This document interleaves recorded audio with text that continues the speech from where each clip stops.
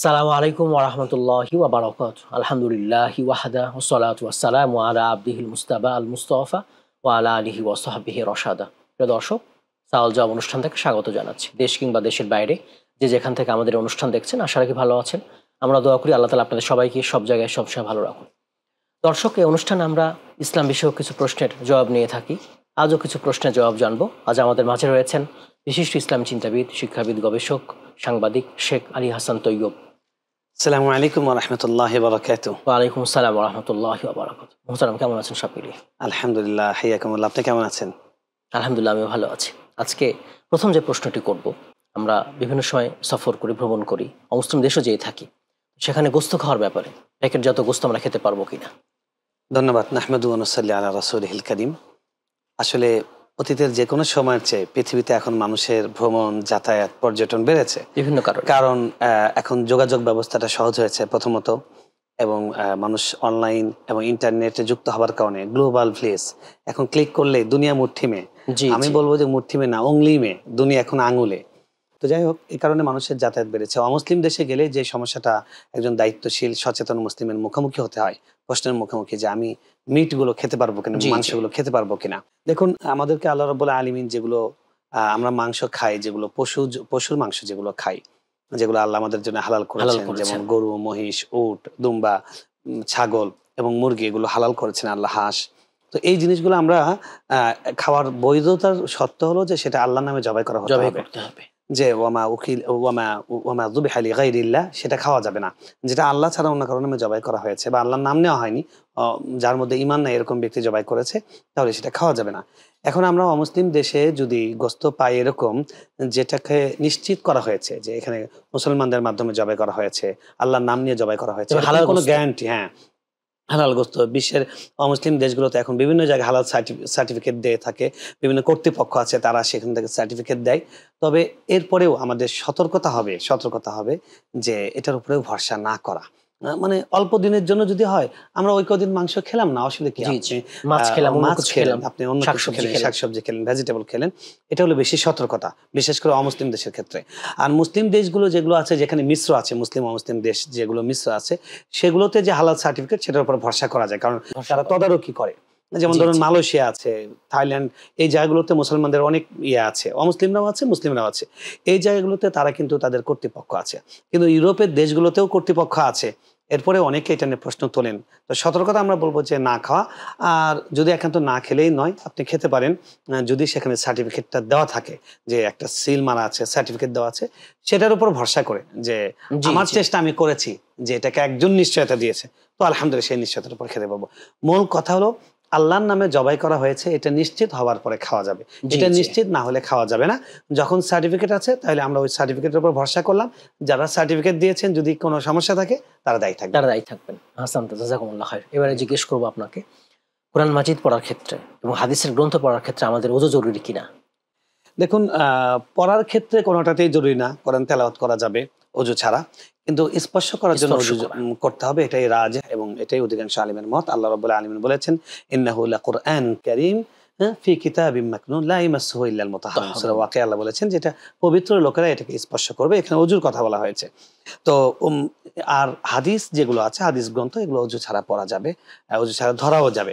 কোরআন ছাড়া অন্য সবকিছু ওযু ছাড়া ধরা যাবে। তবে আল্লাহর নাম, হাদিস, এটা আদব হলো যে এটা যেন পবিত্র থাকে, অর্থাৎ যার উপর গোসল ফরজ তিনি যেন না ধরেন, এটা তার জন্য আদব, জরুরি না। এই অবস্থা উনি ধরতে পারবেন, শুধু কোরআনটা তিনি টাচ করতে পারবেন না, তেলাওয়াত করতে পারবেন যদি ওযু না থাকে। আর যদি গোসল ফরজ থাকে, তখন উত্তম মত হলো যে তেলাওয়াতও উনি করবেন না, উনি শুনতে পারবেন, স্পর্শ করবেন না অবশ্যই, স্পর্শ করবেন না অবশ্যই।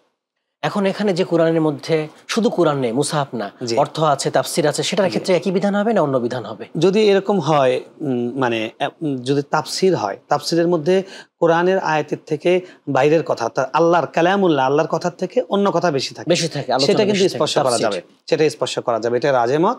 আর যদি এরকম হয় যে সংক্ষিপ্ত তাফসির, অর্থাৎ শুধু অনুবাদ, তাহলে কিন্তু সেটা স্পর্শ না করাই সতর্কতা, কারণ সেটা শুধু কোরআনই, সেটা কোরআনের হুকুমের মধ্যে। আর যখন অধিকাংশ কোরআনের বাক্য সেখানে আছে, আর যখন সেখানে তাফসির থাকবে, বিস্তারিত কথা আছে, অনেক লম্বা, সেগুলো ধরা যাবে। হাসান, তো এবার জিজ্ঞেস করবো, অনেকে রং ফর্সাকারী ক্রিম ব্যবহার করে থাকে, আসলে এটা জায়েজ হবে কিনা এবং ব্যবহার করলে গুনাহ হবে কিনা? দেখুন, প্রথম কথা হলো যে আমাদের জন্য যেটা নিষেধ বিউটিফিকেশনের ক্ষেত্রে, সৌন্দর্য বর্ধনের ক্ষেত্রে কিছু নীতিমালা ইসলামে আছে। ইসলাম সৌন্দর্য বর্ধন করতে বাধা দেয় না, আমাদের মা বোনদেরকে বাধা দেয় না। প্রথম কথা হলো যে ছেলেরা, পুরুষরা তাদের যে স্বাভাবিক যে সৌন্দর্য, রাসূল সাল্লাল্লাহু আলাইহি ওয়াসাল্লাম বলেছেন আশরুম মিনাল ফিতরা, 10টা জিনিস আমাদের ফিতরাতের অংশ।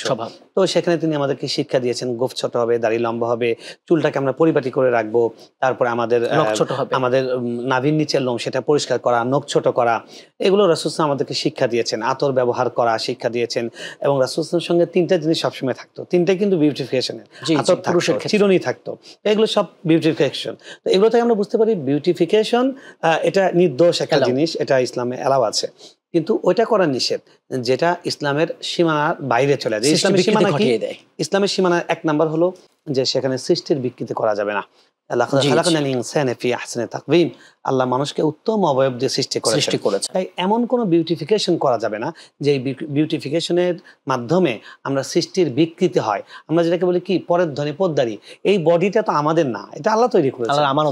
এখন আপনি যদি এরকম করতে চান যে নাকটাকে আরো সরু করে নিলাম, তারপরে ভুরু তাকে একদম নিজের মন মতো প্লাক করে একদম চিকন করলাম, এগুলোকে রাসূল আলাদা করে একদম স্পষ্ট নিষেধ করেছেন, হারাম। উনি বলেছেন লানাল্লাহুল ওয়াশিমা ওয়াল মুস্তাওশিমা, যারা ভুরু প্লাক করে, ভুরুকে চিকন করে এবং যারা করায়, উভয়ের উপর আল্লাহ লানত। তো রাসূল সাল্লাল্লাহু আলাইহি ওয়াসাল্লাম যখন লানত দেন সেটা হারাম হয়ে যায়। এই ধরনের বিউটিফিকেশন করা যাবে না। এবং মা বোনদের ক্ষেত্রে রাসূল সাল্লাল্লাহু আলাইহি ওয়াসাল্লাম উৎসাহিত করেছেন, তাদের জন্য রং, পুরুষদের জন্য সুগন্ধি। মা বোনদের জন্য মা বোনদের জন্য আবার সুগন্ধি রেস্ট্রিক্টেড, এটা তাদের জন্য নিষেধ। তারা বাসায় স্বামী মাহরামদের জন্য ইউজ করতে পারবে, কিন্তু বাইরে যখন যাবে রাসূল সাল্লাল্লাহু আলাইহি ওয়াসাল্লাম বলছেন যে এটা যদি যায় তখন তারা যেন বেভিচারের দিকে আহ্বান করছে, এবং যতগুলো পুরুষের নাকে এটা ঘ্রাণ যাবে তার প্রতি একটা আকর্ষণ তৈরি হবে, এটা গুনাহ হবে, এটাকে অনেক গুনাহ হবে। তো এই ধরনের বিউটিফিকেশনের যে নীতিমালা এটা রাখতে হবে। আরেকটা বিষয় হলো সাদৃশ্য করা যাবে না, অর্থাৎ এমন বিউটিফিকেশন করা যাবে না যেটা পুরুষ হয়ে নারীর সাদৃশ্য হয় কিংবা নারী হয়ে পুরুষের সাদৃশ্য হয়। আপনি এখন নিজে পুরুষ হয়ে নিজেকে নারীর মতো করছেন, হ্যাঁ, দেখা যাচ্ছে পুরুষ এই পর্যন্ত চুল লাগছে, আবার নারী হয়ে আপনি পুরুষের মতো চুল লাগছেন, এগুলো হারাম, এগুলো নিষেধ করা হয়েছে। আরেকটা নীতি হলো, সেটা হলো যে অমুসলিমদের সঙ্গে সাদৃশ্য, এমন কোনো বিউটিফিকেশন করা যাবে না যেটা মুসলমানরা করে না অমুসলিমরা করে। তারপরে এখন অনেকে যে ট্যাটু ইউজ করে, ট্যাটু, এটা কিন্তু করা যাবে না, এটা সম্পূর্ণ হারাম। কারণ এটা 1 নাম্বার হলো অমুসলিমদের সঙ্গে সাদৃশ্য, 2 নাম্বার হলো সৃষ্টির বিকৃতি, 3 নাম্বার হলো এখানে আপনার বডির মধ্যে ওইটা একদম স্থায়ীভাবে দেওয়া হয়, পানি প্রবেশ করে না। যে কোনো আপনার গোসল, আপনার ফরজ হলে আপনি কখনো পবিত্র হতে পারবেন না, আপনি গোসল ওযু হবে না, তো এই জন্য এটা করা যাবে না। তাহলে এখন যে প্রশ্নটা উনি করেছেন সেটা হলো যে আপনি বিউটিফিকেশন আপনি এই নীতির মধ্যে থেকে এটা আপনি করতে পারেন। এর মধ্যে যেমন মা বোনরা মেহেদি দিতে পারেন, এগুলো করতে পারবেন, করবেন, ফর্সাকারী রং করতে পারবেন, রং ইউজ করতে পারবেন, কোনো সমস্যা নাই। কিন্তু মনে রাখতে হবে প্রলেপ যেন না পড়ে। সুতরাং ক্রিম যেগুলো আছে এগুলো ব্যবহার করতে কোনো সমস্যা নেই। অনেকে আমরা দেখি যে গার্ডিয়ান থাকে না, অভিভাবক থাকে না, সাক্ষী থাকে না, আকাশ বাতাসকে সাক্ষী রেখে বিয়ে করে থাকে। ইসলামে ধরনের বিয়ে অ্যালাউ করে কিনা? দেখুন, এটা খুব একটা হাস্যকর, যেটা আমরা এটা পর্দায়, রূপালী পর্দায় এই জিনিসটা আছে, সিনেমার মধ্যে এগুলো দেখায়, ছোটবেলায় দেখতাম আমরা। হ্যাঁ, তো এটা কিন্তু মনে রাখতে হবে যে বিয়ে এটা কোনো রূপালী পর্দার বিষয় নয়। এটা এমন একটা বন্ধন, যে বন্ধনটা শুরু হয় এটা কোনোদিন শেষ হবে না, জান্নাত পর্যন্ত একসঙ্গে যাওয়া। তো এটা একটা দায়িত্বশীলতা, বিবাহ কোনো ফ্যান্টাসি নয়, এটা একটা দায়িত্ববোধ। আপনি 2টা পরিবারের সঙ্গে 2টা পরিবার জড়িয়ে যাচ্ছে। এখানে শুধু একটা মেয়ের সঙ্গে একটা পুরুষের সম্পর্ক নয়, যেটা অনেকেই ইসলামের বাইরে থেকে এটা অনেকে চিন্তা করেন যে এরকম লিভ টুগেদার করছেন, হারাম সম্পর্ক করছেন। ইসলাম এটা অনেক বড় দায়িত্বশীলতা। আপনার সঙ্গে আমার শুধু নয়, আপনার পরিবারের সঙ্গে আমার পরিবারের বন্ধন রচনা হচ্ছে। এখানে 2টা শর্ত আছে। 1 নম্বর হলো সাক্ষী থাকতে হবে, আরেকটা হলো ইজাব কবুল হতে হবে, এবং মহারণা নির্ধারণ করতে হবে। এই 3টা জিনিস এনশিওর করলে তখনই কেবল ইসলামের দৃষ্টিতে এটা বৈধ। আপনি যদি কাগজ কলম দিয়ে লিখেছেন তারপরে ইসলামে সেটা বৈধ হবে না। মেয়ের গার্ডিয়ানটা জরুরি, তো এই 3টা জিনিস লাগবে। তো ওই সাক্ষীর মধ্যে তখন এটা আসবে যে কুমারী মেয়ের ক্ষেত্রে তার ওয়ালি, এটা জরুরি। এখন আকাশ বাতাসকে সাক্ষী রেখে আপনি বিবাহ করা, এ ধরনের কোনো অবকাশ নেই। আকাশ বাতাসকে সাক্ষী রেখে আপনি বলেন যে আমি আকাশ বাতাসকে সাক্ষী রেখে বললাম আমার পেট ভরে গেল, পেট ভরবে না। তো সুতরাং এই ধরনের এগুলো অলিক কল্পনা, কোনো সুযোগ নেই। আপনাকে অবশ্যই 2জন সাক্ষী থাকতে হবে। মেয়েদের ক্ষেত্রে বাবার, অভিভাবকের অনুমতি লাগবে, এবং মহারণা নির্ধারণ করতে হবে। এক পক্ষ ইজাব করবে, প্রস্তাব করবে, আরেক পক্ষ কবুল করবে। এই শর্তগুলো পাওয়া গেলে সেটা বিবাহ, ইসলামের পবিত্র বন্ধন।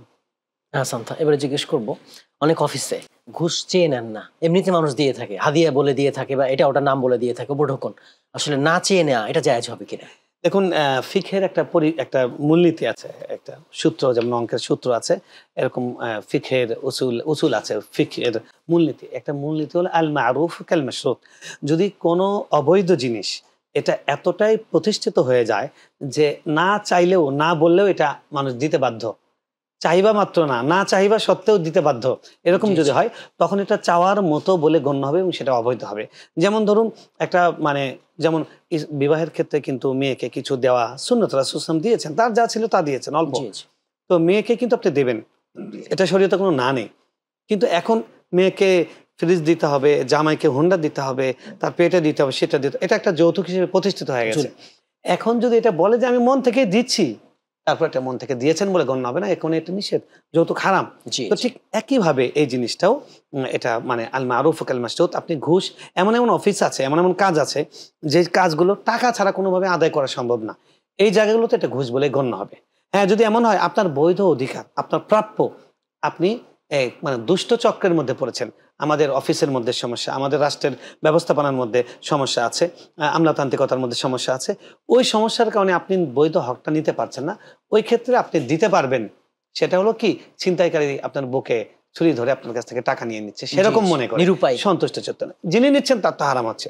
তো এইরকম, অর্থাৎ ঘুষ যেটা ডাইরেক্ট ইনডাইরেক্ট, চেয়ে না চেয়ে যেভাবে হোক, যেটা ঘুষ কাকে বলা হয়? আপনার যেটা, যে ডিউটির বিপরীতে আপনার বেতন নির্ধারিত আছে, এটার জন্য আলাদা আপনার কোনো এটার জন্য কিছু নেওয়া, এটাই হলো ইসলামের দৃষ্টিতে। সম্পর্ক আরেকটা প্রশ্ন করে এখানে, সেটা হচ্ছে যে চাকরির ক্ষেত্রে, যে ঘুষ ছাড়া চাকরি এবং চাকরি হচ্ছে না ঘুষ না দিলে, এক্ষেত্রে সে কি করবে? হ্যাঁ, এরকম ক্ষেত্রে যদি এরকম হয় যে আপনি ওই জায়গার উপযুক্ত এবং আপনি ওই জায়গায় যোগ্য হয়েছেন, কিন্তু এখন দেখা যাচ্ছে ঘুষ ছাড়া হচ্ছে না, তখন এখানেও এই অনুমতিটা আছে যে এটা ছিনতাইকারীর কাছে আটকে পড়েছে, এরকম নিরুপায়। আল্লাহ রাব্বুল আলামিন বলেছেন যে ইল্লা মা তুরিতুম আলাই, যেটাতে তোমরা বাধ্য হয়েছো সেটা আমি তোমাদেরকে ধরবো না। তো সেজন্য এটা আশা করা যায় আল্লাহ তাআলা ক্ষমা করবেন। এই ক্ষেত্রে আপনার সুযোগ আছে। এক্ষেত্রে আপনি মনে করবেন কি যে আমি এখানে নাপাক একটা জায়গায় বিপদ থেকে উদ্ধার পাওয়ার জন্য দিয়েছি। আমার কাছে সেদিন প্রশ্ন করেছিল যে ব্যাংকে কিছু টাকা পড়ে থাকে, যেটা উনি নেন না, লাভ আসে, তিনি না, বলে যে আমি এই টাকাটাকে ওই জায়গায় দিতে পারবো কিনা? হ্যাঁ, দিতে পারেন। নাপাক জায়গায় নাপাক জিনিস দিয়ে আপনি উদ্ধার পেয়ে গেলেন। অলস টাকা পড়ে থাকলো, অলস টাকা, এটা থেকে মুক্ত হয়ে গেল। হারাম টাকা ধরেন ব্যাংকের সুদ, দেন ওটা আরেকটা হারাম জায়গায়, সওয়াবের আশা ছাড়া দিয়ে দেন আপনি। হ্যাঁ, সওয়াবের আশা ছাড়া। এবারে আপনার কাছে যে প্রশ্নটা করব সেটা হচ্ছে, অফিস সময়ে যে সালাত জোহর বা আসর হতে পারে, অন্য সময় হতে পারে, এই সালাত পড়লে সময় নষ্ট হচ্ছে, মালিক নারাজ হচ্ছেন, এক্ষেত্রে আমাদের করণীয় কি হবে? জায়েজ হবে কিনা সালাত পড়া? এখানে প্রথম কথা দেখুন, আল্লাহ রাব্বুল আলামিন কোরআনে বারবার স্পষ্ট করে বলেছেন, সব জায়গায় যতগুলো ফরজ বিধান আছে ইসলামে, প্রত্যেকটা ফরজ বিধান হলো যার উপর ফরজ তাকে আল্লাহ আদেশ করেছেন তুমি এটা করো। যেমন নারীকে পর্দা করার কথা, পুরুষকে এটা। একমাত্র নামাজ, এটা আল্লাহ শুধু পড়ার আদেশ করেননি, এটা বলাও ফরজ করেছেন। আল্লাহ তার নবীকে বলছেন আপনি আপনার পরিবারকে নামাজের আদেশ করুন। এবং আল্লাহ রাসূল সাল্লাল্লাহু আলাইহি ওয়াসাল্লাম বারবার এই কথাটা বলেছেন, মুরু সিবিয়ানাকুম ওয়া হুম সাবউ সিনিন ওয়া হুম 10 সিনিন। তো তাদেরকে 10 বছর বয়সের সন্তানদেরকে 7 বছর বয়সে আদেশ করো, 10 বছর বয়সে এটার জন্য শাসন করো। তো নামাজ শুধু পড়া ফরজ নয়, পড়তে বলাও ফরজ। এবং আলা কুল্লুকুম রাইন ওয়া কুল্লুকুম মাসউলুন আন রাইয়াতি, প্রত্যেককে দায়িত্বশীল, দায়িত্ব সম্পর্কে জিজ্ঞাসিত হবে। তো নামাজের ক্ষেত্রে ফরজ হলো যে যারা বস আছে, পরিচালক আছে, তাদের তো পড়তেই হবে, তার মুসলমানিত্বের পরিচয়। তার অধীনে যারা চাকরি করছেন তাদেরকে বলতে হবে, হ্যাঁ হ্যাঁ, শুধু বলতে হবে না, শুধু এটা সুযোগ দেওয়া না, বরং তাদেরকে বলা, এটা ফরজ। আমাদের সেই ইসলামী সেই জীবন ব্যবস্থা আমরা ফলো করছি না, আমরা অভিশপ্ত, আমরা মানব রচিত জীবন ব্যবস্থার মধ্যে আছি, সেই জন্য আমরা কিছু করছি না। কিন্তু বরং এটা ফরজ ছিল, অফিস কর্তৃপক্ষ এটা লিখে দিবে যে এই অফিসে নামাজ পড়তে হবে, এরকম হওয়া উচিত ছিল। সুতরাং নামাজ যদি পড়ে এটার জন্য অসন্তোষ হওয়া বা সময় নষ্ট হচ্ছে, এরকম তো মনে করার সুযোগই নাই। এরকম যদি কেউ করে, তার ইমানের আছে কি না এটা নিয়ে কিন্তু টানাটানি শুরু হয়ে যাবে, এই জন্য মনে করার সুযোগই নাই। হ্যাঁ, বাকি আমরা যারা কর্মী আছি আমাদেরকে মাথায় রাখতে হবে যে আমি অফিসের টাইমে নামাজ পড়ছি, এই জন্য একদম আওয়াবিন শুরু করলাম 6 রাকাত 8 রাকাত লম্বা নামাজ দিয়ে, না, এটা না। আপনি ফরজ নামাজটা স্বাভাবিকভাবে পড়ুন এবং সুন্নাত মুআক্কাদা পড়ুন, পরে আপনি কাজে লেগে যান। এবং আমাদের বলবো যে যারা অফিস পরিচালক আছেন তারা মনে রাখবেন আল্লাহ বারাকা দেন। আপনি আপনার কর্মীর যদি নামাজের জন্য উনি 2 ওয়াক্ত নামাজের জন্য আধা ঘন্টা সময় নেন, আল্লাহ বারাকা দিবেন, এই বারাকা আপনি সেটা টের পাবেন। এই জন্য এটা নিয়ে যেন আমরা কেউ কখনো নারাজ না হয়, বরং আমরা উৎসাহিত করবো, আদেশ করবো যে তোমরা নামাজ পড়ো। এই যে যেখানে পূজা হচ্ছে, শিরক হচ্ছে, সেখানে যাওয়া, তারপরে সেখানে যে উৎসর্গ করা খাবার খাওয়া বা তাদের শুভেচ্ছা জানানো, এ ব্যাপারে ইসলাম কি বলছে? এখন এখানে কয়েকটা বিষয় আছে। এক নাম্বার হলো সেখানে যাওয়ার বিষয়। কোরআনে আল্লাহ রাব্বুল আলামিন সূরা ফুরকানের মধ্যে বলছেন, ওয়াল্লাযীনা লা ইয়াশহাদুনা আয-যুর, যারা মিথ্যা উৎসবের মধ্যে কখনো হাজির হয় না। উমর ইবনুল খাত্তাব রাদিয়াল্লাহু তাআলা আনহু তিনি এটার ব্যাখ্যায় বলেছেন যে অমুসলিমদের যে ধর্মীয় উৎসব আছে, আমরা ভালো করে দর্শককে বলবো যে খেয়াল রাখবে, ধর্মীয় উৎসব, তাদের সামাজিক যেগুলো উৎসব আছে, যে প্রতিবেশী হিসেবে তার ছেলের বিয়ে হচ্ছে, আপনাকে বলেছে জেন, আপনি সেখানে গেলে আপনার বড় কোনো ক্ষতি হবে না। কিন্তু যেটা ধর্মীয় উৎসব সেখানে হাজির হওয়াটাও নিষেধ, সেটা ইমানদারির সঙ্গে যায় না। এবং দেখুন অমুসলিমদের বেশিরভাগ উৎসব হলো শিরকের। আল্লাহ তাআলা এই দুনিয়াতে আল্লাহ সবচেয়ে কষ্ট পান শিরক, ইন্না শিরকা লাযুলমুন আযীম, সবচেয়ে নিকৃষ্টভাবে। এবং আল্লাহ সূরা মারিয়ামের মধ্যে বলেছেন যে দেখো তারা এমন অপরাধ করছে, আসমান ফেটে যাওয়ার মতো, জমিন বিদীর্ণ হওয়ার মতো, পাহাড়গুলো চুরমার হয়ে যাওয়ার মতো এমন ভয়ঙ্কর অপরাধ করছে। কি আন দাউ লির রহমানি ওয়ালাদা, তারা আল্লাহর সঙ্গে আল্লাহ পুত্র, আল্লাহ পুত্র বানাচ্ছে। এখন আপনি ক্রিসমাস ডে, বড়দিন, আপনি খ্রিস্টান ভাইদের সেই বড়দিনে তারা করুক, রাষ্ট্র তাদের নিরাপত্তা দিবে, আমরা তাদেরকে ডিস্টার্ব করবো না, এটা আমাদের সৌজন্যবোধ, এটা ইসলামের সৌন্দর্য। কিন্তু আপনি এই জন্য বলবেন যে না শুভ বড়দিন, শুভ বড়দিন মানে বলার অর্থটা কি? আপনারা যে শিরিকটা করছেন এই শিরিকটা পবিত্র হোক, এটা ভালো মতো হোক, সমর্থন জানানো হচ্ছে, এটাকে সমর্থন করলেন। এটা যদি সমর্থন করে তো আপনার ইমানই থাকবে না। কারণ ইসলাম শিরিকের ব্যাপারে জিরো টলারেন্স। মনে রাখবেন ইসলামের সব পাপের জায়গা আছে, একটু ফাঁক ফোকর আছে, কিন্তু শিরিকের ব্যাপারে কোনো ফাঁক ফোকর নাই। এ ব্যাপারে ইসলাম জিরো টলারেন্স। আল্লাহ সব পাপের বলবো ইন্নাল্লাহ ইয়াগফিরুয যুনুবা জামিআ, আমি সব গুনাহকে ক্ষমা করব। কিন্তু শিরিকের কথা বলছেন যে শিরিক করে যদি তাওবা ছাড়া যদি সে মারা যায় আল্লাহ তাকে ক্ষমা করবেন না। এজন্য অমুসলিমদের ধর্মীয় উৎসবে হাজির হবার কোনো সুযোগ নাই, নাম্বার এক। দুই নম্বর হলো তাদের ধর্মীয় উৎসবের যে ইবাদতের যে খাবার, এই খাবারটা খাওয়া যাবে না। এটা বৈধ অবৈধ বলতে কিছু না, এটা হলো শিরকের, এই জন্য খাওয়া যাবে না। সুতরাং এখানে যদি ফল দিয়েছে, ফলটা কিন্তু বৈধ, আপনি খেতে পারবেন, কিন্তু যেহেতু এটা ভোগ হিসেবে দেওয়া হয়েছে, এটাকে পূজার জন্য দেওয়া হয়েছে, তখন এটা খেতে পারবেন না। আর অমুসলিমদের জবাই করা পশু কখনোই খেতে পারবেন না, সেটা ধর্মীয় উৎসবে হোক, জেনারেল টাইমে হোক। হ্যাঁ, তাদের মানে হাতে বানানো খাবার খেতে পারবেন। ভাত রান্না করেছে চাউল দিয়ে কিছু বানিয়েছে, দুধ দিয়ে কিছু বানিয়েছে, যেটা জবাই করা নয়, আল্লাহ প্রদত্ত কোনো ফলমূল, খাবারগুলো হালাল খাবার, এবং সেটা ইবাদতের নয়। এই তিনটা শর্তে তাদের সঙ্গে যে কোনো জিনিস খেতে পারবেন, তাদের সঙ্গে মিশতে পারবেন। তাহলে আমরা যেটা পারবো না, তাদের ধর্মীয় উৎসবে অ্যাটেন্ড করতে পারবো না, এবং সেটার জন্য শুভেচ্ছা জানাতে পারবো না। আমরা সরকারকে জানাবো যে তাদের নিরাপত্তা দেওয়া হোক, তাদেরকে যেন কেউ যেন ডিস্টার্ব না করে, আমরা সচেতন থাকবো ধর্ম পালনে। জায়গাটা আমাদের বুঝতে হবে যে ইসলামের উদারতা কোন জায়গায় এবং ইসলাম কোন জায়গায় আমাদেরকে ব্যারিকেড দিয়েছে। না, আমরা যেন উদার হতে গিয়ে আমরা ব্যারিকেড না ভেঙে ফেলি, আবার বেশি কঠোরতা দেখাতে গিয়ে যেন নিজেদেরকে এক্সট্রিম প্রমাণ না করি। ইসলাম খুবই ব্যালেন্স, সুন্দর, ভারসাম্যপূর্ণ একটা অবস্থান নিয়েছে। হাসান, তাই এবার জিজ্ঞেস করবো, গর্ভাবস্থায় শেষ দিকে গিয়ে দাঁড়িয়ে সলাৎ পড়তে কষ্ট হয় আমাদের মা বোনদের, সেক্ষেত্রে বসে সলাৎ পড়তে পারবে কিনা, বা চেয়ারে বসে সলাৎ পড়তে পারবে কিনা? জি, দেখুন রাসূল সাল্লাল্লাহু আলাইহি ওয়াসাল্লামকে একজন সাহাবী জিজ্ঞেস করেছেন, ইয়া রাসূলুল্লাহ, আমার তো দাঁড়িয়ে নামাজ পড়তে কষ্ট হয়। ওনার পাইলসের সমস্যা ছিল। রাসূল সাল্লাল্লাহু আলাইহি ওয়াসাল্লাম বলছেন যে সাল্লি কাইমান, তুমি দাঁড়িয়ে নামাজ পড়ো, ফাইন লাম তাস্তাতি ফাকাইদান, যদি দাঁড়িয়ে পড়তে না পারো তাহলে বসে পড়ো, যদি বসে না পারো শুয়ে পড়ো। অর্থাৎ নামাজ কোনো অবস্থায় মাপ নেই। এখন যে বোন অনেকে এরকম আছেন গর্ভাবস্থায় তেমন কোনো সমস্যা না, আবার অনেকে আছেন অনেক স্থূল বডির, বা অনেকে দুর্বল শরীরের, অনেকের প্রেশার ডায়াবেটিস অনেক বেড়ে যায়, যে কারণে শরীর অনেক কাহিল, অনেক দুর্বল হয়ে যায়। যদি এরকম হয়, ডক্টর সাহেব আপনাকে বলেছেন যে আপনার জন্য দাঁড়িয়ে পড়াটা রিস্কি, তাহলে আপনি তখন যেভাবে আপনার আরাম হয়, চেয়ারে বসে যদি আরাম হয় চেয়ারে, বা শুয়ে বা হেলান দিয়ে, যেভাবে আপনার আরাম হয় আপনি আরাম করে নামাজ পড়বেন। আল্লাহ আপনার জন্য ছাড় দিয়েছেন, কিন্তু নামাজের ক্ষেত্রে কিন্তু ছাড় নাই। তো সুতরাং আমরা বুঝতে পারি যে নামাজটা কত বড় ইবাদত।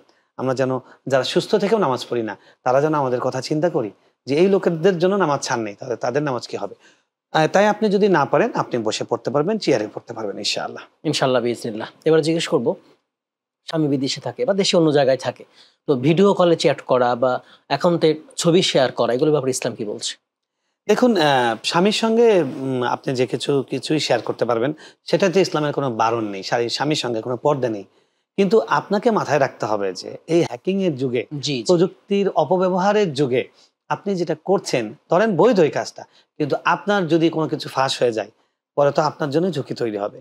এটা ইসলামের দিক থেকে না নেই, কিন্তু আপনি নিজেকে ঝুঁকি ফেলবেন, এটা ইসলাম আপনাকে সতর্ক করে। নিরাপদ না, হ্যাঁ, এটা নিরাপদ নয়। তাই তবে ভিডিও কল যদি ডাইরেক্ট হয় তখন সেটা অনেকটাই ইয়া হয়, হোয়াটসঅ্যাপ কিছু আছে, তারপরে বলবো যে সম্পূর্ণ নিরাপদ কোনোটাই নয়, সতর্ক থেকে আমরা এটা যেন করি। আমরা এখন দেখি আমাদের সমাজে হাম নাত, ইসলামিক কিছু গজল বা ইসলামিক সঙ্গীত, ইসলামিক গান নামে বলা হচ্ছে, লেখা হচ্ছে। আসলে এগুলো ব্যাপারে ইসলাম কি বলছে, এগুলো শোনা যাবে কিনা আমাদের? ইসলামী কোনটা কোনটা অন ইসলামী, এটার মাপরেখাটা বুঝলেই, এটা সীমাটা নির্ধারণ করলে আমরা এটা বুঝতে পারবো। ইসলামে যেই কথাটা এমনিতে বলা, সুর ছাড়া বা সাধারণভাবে বলা যেটা বৈধ, সেটা কবিতাতেও বলা বৈধ, সেটা সুর দিয়েও বলা বৈধ। আর যেই কথাটা স্বাভাবিকভাবে বলা বৈধ না, সেটা সুর দিয়ে বা সেটা কবিতা আকারে বা অন্য কোনোভাবে বলা বৈধ নয়।